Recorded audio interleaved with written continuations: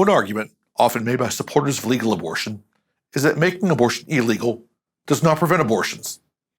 They argue that pro-life laws simply result in the same number of abortions taking place under less sanitary or more dangerous conditions. However, a considerable body of academic research shows that legally protecting preborn children does reduce abortion rates.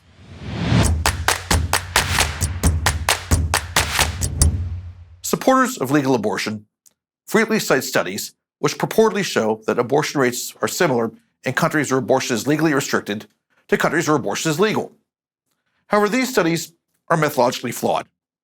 Many countries that restrict abortion tend to have very high poverty rates and a high incidence of other social pathologies that might increase the perceived need for abortion. These countries cannot be compared to industrialized Western democracies with higher standards of living and lower poverty rates. Instead, the best way to analyze the impact of abortion laws is to look at what happens to the abortion rate when a country changes its laws. The best academic study on the impact of pro-life laws was published by the Journal of Law and Economics in 2004. The authors found that countries where abortion was legal only to save the life of the mother or for specific medical reasons had abortion rates that are only about 5% of the level in countries where abortion is available on demand. In short, protecting the preborn reduced abortion rates by 95%. Conversely, legalizing abortion results in much higher abortion rates.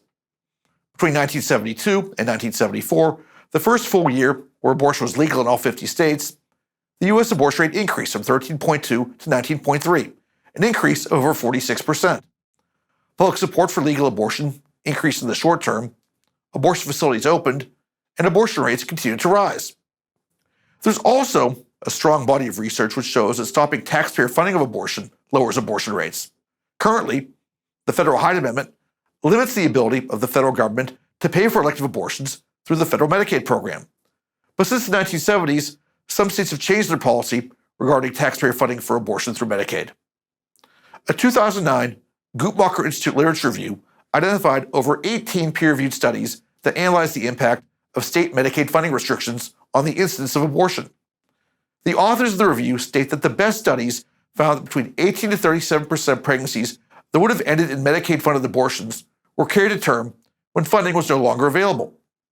A 2010 analysis published by the Center for Reproductive Rights stated that the Hyde Amendment had prevented 1 million abortions from taking place.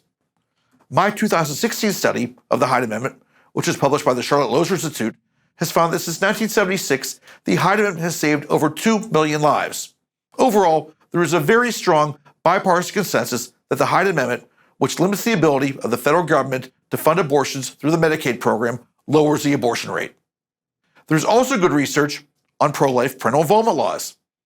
These laws require that minor girls either notify their parents or receive permission from their parents before obtaining an abortion. States started passing parental involvement laws in the 1970s, and over 35 states have a parental involvement law in place.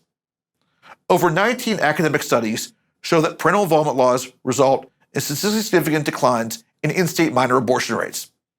Most studies find that this decline ranges from 15% to 20%. Finally, there is research on the effects of informed consent laws. These laws, which require that women seeking abortions obtain information about potential health risks, field development, and alternative sources of support. Over 30 states have enacted an informed consent law.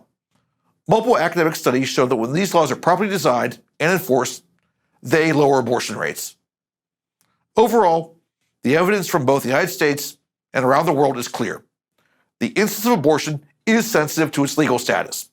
When abortion is legalized, abortion rates increase and often increase dramatically. Conversely, when unborn children are legally protected, abortion rates fall. Clearly, pro-life laws stop abortions, protect women, and save lives.